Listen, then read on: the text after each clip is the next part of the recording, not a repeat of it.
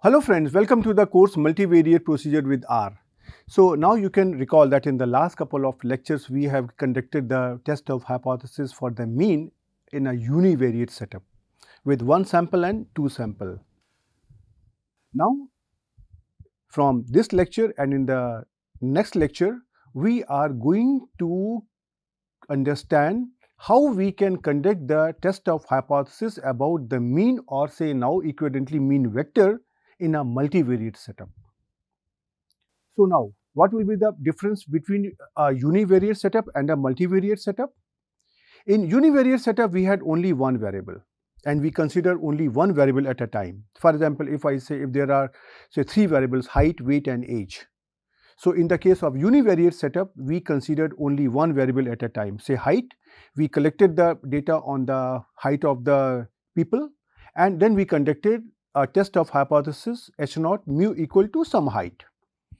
And in case if I wanted to conduct the test of hypothesis on say age, then we collected a sample on the age of the people and then we conducted the hypothesis H0 mu equal to some age. But now I want to go in a multivariate setup. That means I want to construct here a random vector where height and weight both are there, and then this will be following a multivariate normal distribution with certain mean vector say mu and covariance matrix sigma. Now the sigma will have one more component beside the variances of the two variable. It will have sigma 1 square, sigma 2 square and the covariance between height and age. So now how to conduct that test of hypothesis in a multivariate setup, that we are going to understand. So in this lecture, we are going to consider one sample setup. That means we want to conduct a test of hypothesis like H0 mu equal to mu naught under two constraints, that when sigma is known and when sigma is unknown. Then in the next lecture, I will extend it to two sample cases. That means H0 mu1 is equal to mu2. Now in the multivariate setup, mu, mu1, mu2, x1, x2, xn, they will be vectors. So this is what you have to keep in mind.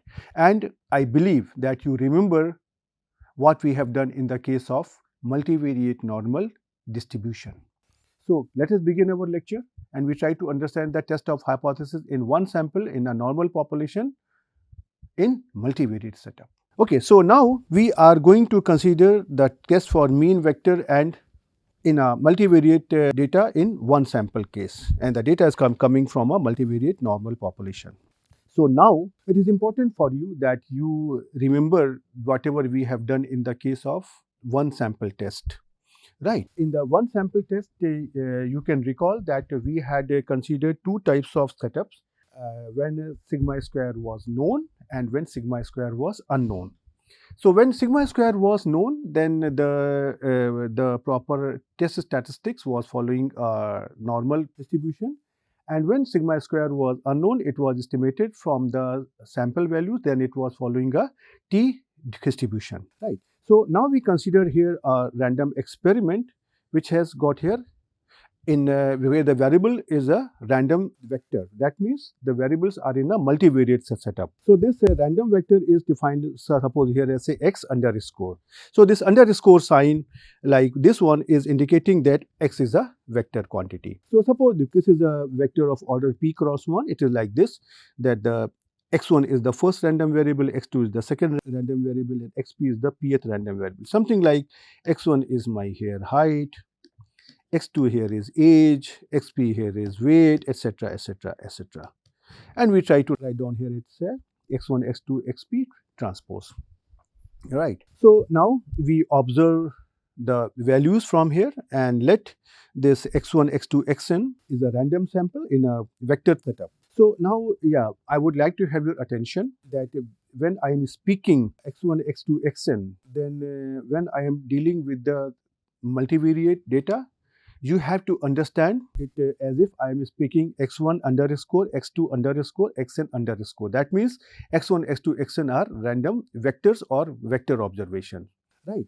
saying again and again underscore is difficult, and it might be irritating for you to listen again and again. So I will simply use the pronunciation x1, x2, xn. If that is a multivariate setup, you please understand it as a random vector or a vector of observation. And if I'm talking in case of scalar, then you understand x1, x2, xn as a univariate random variables or scalars. Right. So now here you can see here I have written here x1, x2, xn as underscore. So these are the observation on the random vector. So we have got say n observation on each of x1, x2, xp. So the total number of observation here are equal to actually n into p.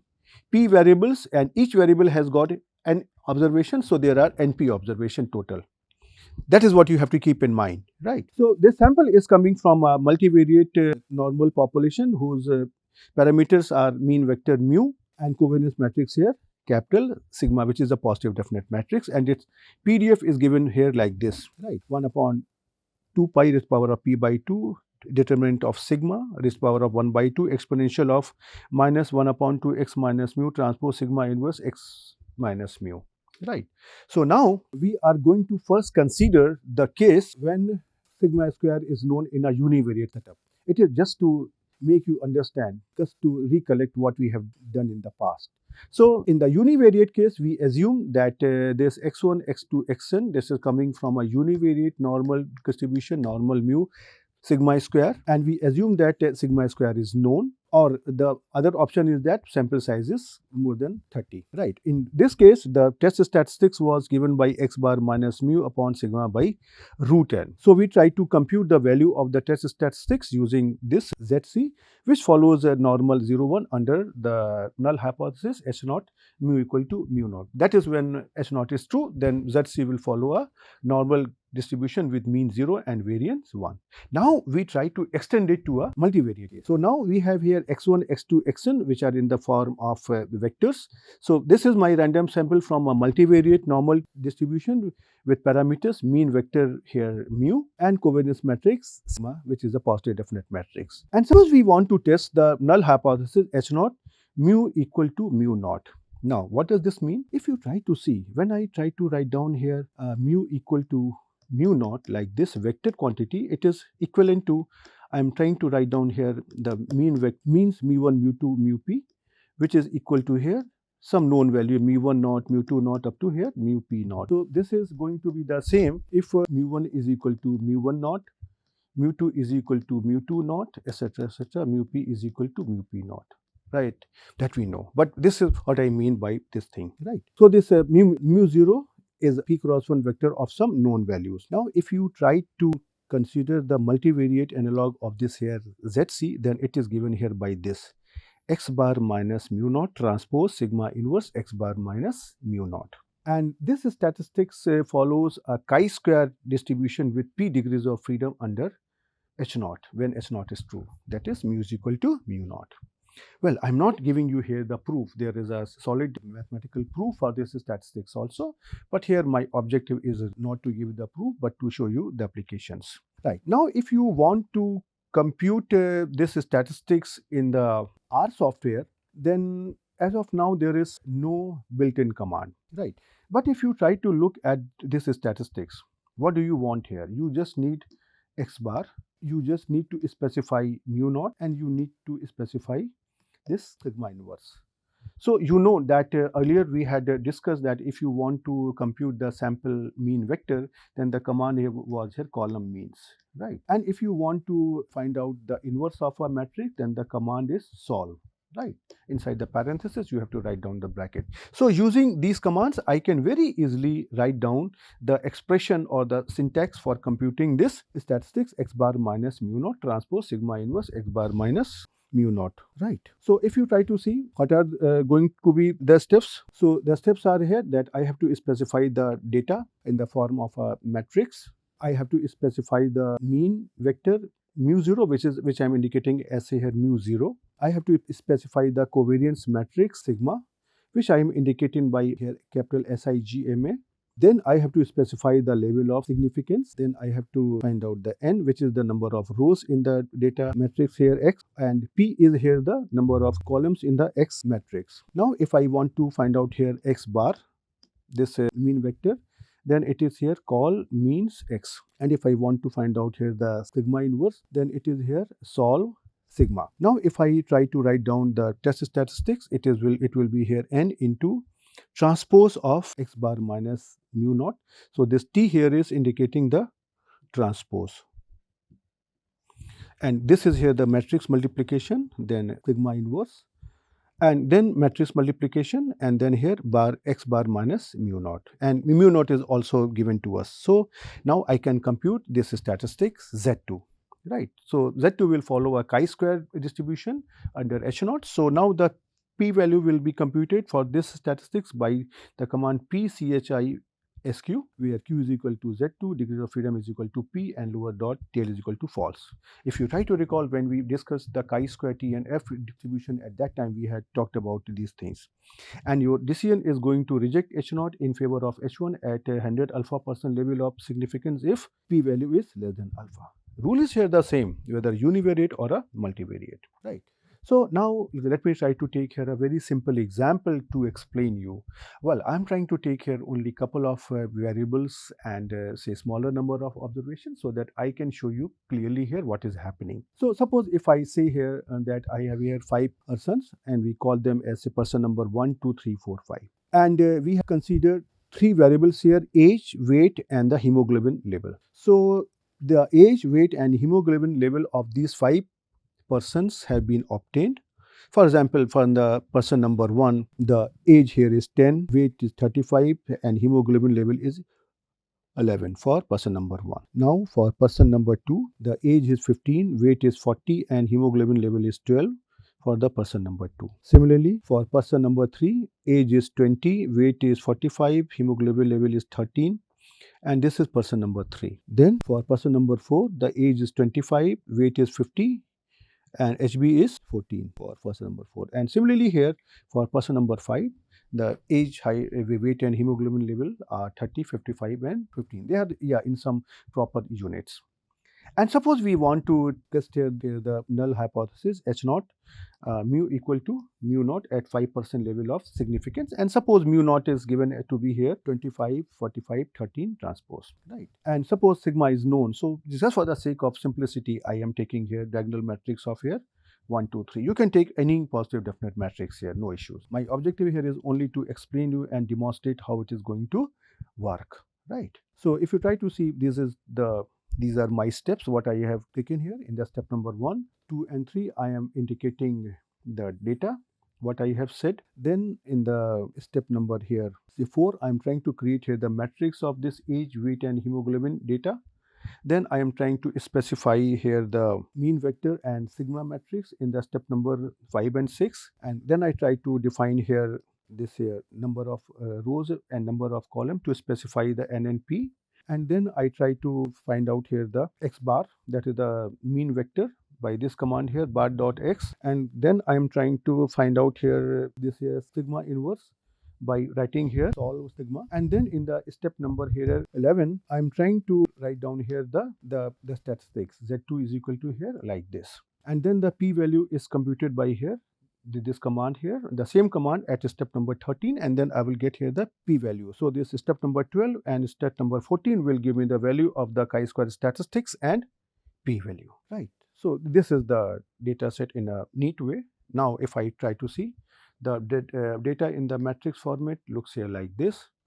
And if you try to take here this here Z2 here is like this, and if you try to execute it, it is giving you a value here 1574.067. And now at the next step, if you try to find out here the p value, which is computed over here, and p value is coming out to be here 0. Yeah, because it is artificial data. So now you can use here the decision rule that H0 is rejected in favor of H1 at when your p value is greater than alpha, right? So you can see here it is not difficult. Now they say here p value is here almost 0, and alpha is here 0.05.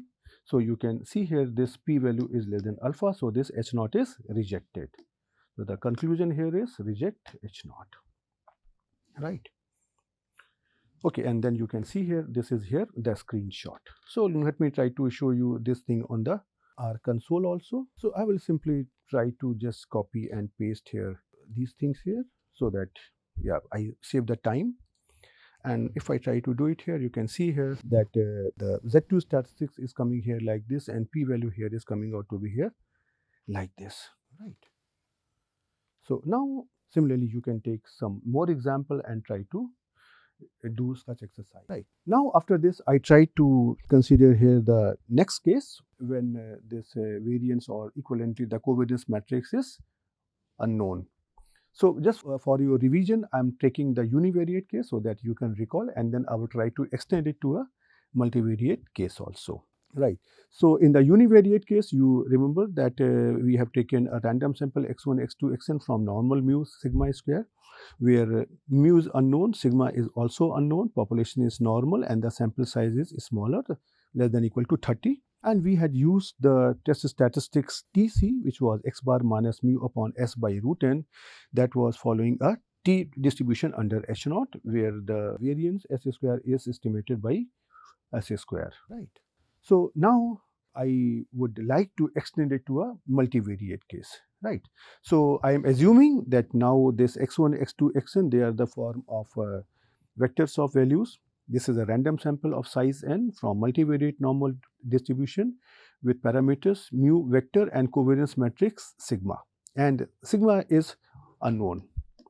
So now based on this sample x1, x2, xn, the first step is that we try to estimate here the mean vector here by the sample mean vector like this, right? So with all the observations rho y means all the observations have been variable wise, their arithmetic mean has been obtained, and we try to get the covariance matrix here by this quantity here. The sigma is estimated here as a s 1 upon n minus 1, and this quantity alpha goes from 1 to n, x alpha minus x bar transpose into x bar into x alpha minus x bar, right? Now our null hypothesis is h naught mu is equal to mu naught, where mu and mu naught are the p cross 1 vectors. So mu naught here is a p cross 1 vector of known values. Now we try to develop the multivariate analog of this TC, which was used in the univariate case. So if you try to see here, if I try to square this TC, this will look like here TC square, say x bar minus mu naught, and it will be over here n, then x bar minus mu naught, and then here this is here small s. The small s will become something like a matrix. So I try to write down here S inverse, and this is a scalar quantity, so I put here the transpose here like this. Well, this looks like as if t square or this t square c has been derived in this way, but I would like to inform you all that there is a proper statistical method using likelihood ratio test. We derive the statistics, right? So here this way, the way I have explained you, it is just for the sake of your understanding. The same statistics is derived using the likelihood ratio test or the union intersection principle in multivariate analysis. But I am not going to discuss that part here, but I am simply going to demonstrate the use of this statistic. So the multivariate analog of TC is here like this. T square is equal to small n into x bar minus mu naught transpose capital S inverse x bar minus mu naught. And this T square is called here as say Hotelling T square statistics, or this is also called as generalized T square statistic, right? And about the distribution, for example, if you remember this TC was following a T distribution with n minus 1 degrees of freedom. Similarly, we have to do some mathematical statistics and then we find that this expression here, that is n minus k plus 1 divided by k into t square upon n, this follows a f distribution with k and n minus k plus 1 degrees of freedom under h naught mu is equal to mu naught. And this is termed as t square distribution with n degrees of freedom, right? And in case if you want to construct the confidence region for this mean vector at confidence level n minus alpha, then this is going to be the set of vectors mu such that n into x bar minus mu transpose S inverse x bar minus mu is less than equal to t square with k n minus 1 degrees of freedom, which is actually equivalent to saying that n into x bar minus mu transpose S inverse x bar minus mu is less than or equal to n minus 1 k divided by n minus k into f value at k and n minus k plus 1 degrees of freedom at alpha level of significance. So if you can recall that when we considered the univariate case, then we constructed the confidence interval, and similarly here also we are considering a multivariate case. So we have considered a confidence region. It is not a univariate case that the confidence interval is lying on the line, but it is a confidence region, because each of this mu1, mu2, mu-p will have confidence interval, and now if you try to combine them together, it will look like a confidence region, right? So now if you want to conduct the test of hypothesis in such a case in the R software, then it requires the package MVTESTS, MVTest, where MVT they are in capital and ESTS they are in lowercase. So you need to install it using this command. You have to upload it, and then the command here is one sample ST2, and this computes the one sample Hotelling T square statistics and gives the confidence interval, right? So the use is here like this. This is the command here, one sample ST2. You have to be very careful that here O, S, H and T they are in uppercase alphabet and 2 is in number, and then you have here data, the value of mu0, level of significance alpha, right? So all these values you have to give, and this will give you the value of one sample Hotelling T square statistics, right? And when H0 is rejected, this function will compute the confidence interval for all the variables, because you know that how are you going to take the decision for the test of hypothesis using the confidence interval, right? So when you see the output of this command, it will have 7 elements. ST2, which will be giving you the value of Hotelling T square statistics, F, which is the value of F statistics, DF, the value, the corresponding degrees of freedom of the F statistics, P dot value, which is the P value, Ci, which is the confidence interval, that is the lower and upper limits of the confidence interval obtained for all the variables, and alpha. Alpha is the level of significance. So these 7 outputs will be there in the outcome of this command. Right. So let me try to take here the same data which I have just used in the case of when sigma is known. Right. So I have here the same data that we have here 5 persons, and then we have obtained the data on their age, weight and hemoglobin levels. And suppose we want to test the same hypothesis H0 mu equal to mu naught at 5% level of significance, where mu naught is given by like this, and sigma is now here unknown. So if you try to see here, I try to give here the data, I try to create here the data matrix, specify here my mu, and then I compute here, I execute here the command here, one sample ST2, and then the data matrix here, data M, value of here mu naught, value of here alpha, right? And I get here this type of outcome. Actually, I get here this type of outcome. I can first show you the screenshot here, which I have divided it into 2 parts so that I can explain you. So you can see here this ST2 is giving us the value of Hotelling T square statistics. F value here, this is the value of here F statistics. Degrees of freedom it is something like F with 3 and 2 degrees of freedom. P value, which is here like this, and you can see here that P value here is 0.001, which is less than alpha equal to 0.05. So that is why H0 is rejected. And so the confidence intervals are computed here, which are given here like this. So this is the confidence interval for here x1, first variable. This is the confidence interval for here second variable, and this is the confidence interval for here third variable. Right. So x1 was your here weight, x2 was your height, and x3 was your hemoglobin level. Right. And then it is giving you here the value of here alpha, and this is here the under the descriptive, it is giving you the value number of observation for each of the variable is here 5. Their columns means for it is here like that, means are given here, and then the standard deviation of each of this variable they are given here. That is the descriptive statistics.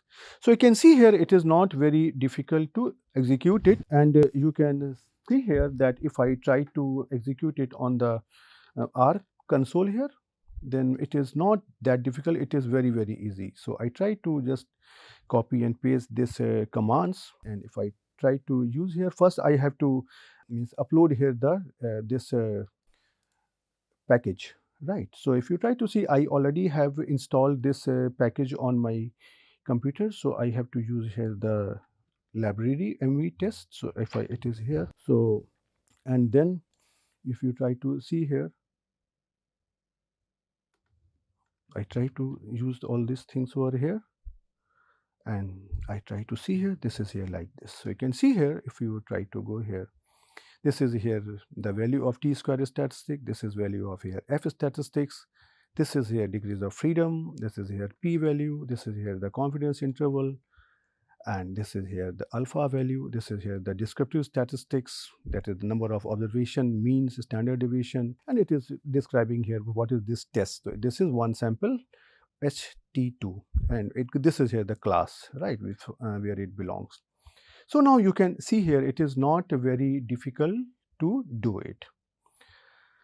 Right, so now with this description, I come to an end to this lecture. And you can see that it is not very difficult. It is simply the methodology and the approach is exactly the same what we did in the case of univariate random variable. And even the form of the statistics is look like a multivariate generalization of the univariate case. But as I said, they are derived using the likelihood ratio test, and their distribution is found using some mathematical and statistical tools. It is not like by looking at the t statistics I have squared it and then adjusted it, but it looks like. So I just introduce it for your understanding only. You please don't misunderstand it. And now you can see here, doing it in the software is not difficult at all, but the main challenge is how to interpret it, because now you are coming with a variable which are more than one in number. Right, I have considered 3 variables, but you can have 20 variables, 100 variables. So now how to take the correct interpretation of them, that is the job of data scientists who are working with the real data. And those conclusions, they have to collaborate with what is happening in the real life also. So my request to you will be, you please try to take some data and try to conduct this test of hypothesis. One simple way out is that now you know how to generate the data in a multivariate normal distribution. So take some mu vector, take some covariance matrix, try to generate the data, some number of observations, try to save those observations in the form of a matrix or a data frame so that they can be used in this test. And then try to conduct the test of hypothesis. Try to take different values of mu, try to take various values of covariance matrices, and then try to see how these values changes. That will give you an impression that how the multivariate things are behaving, how the variables are behaving in a multivariate setup. So you try to practice it, and I will see you in the next lecture. Till then, goodbye.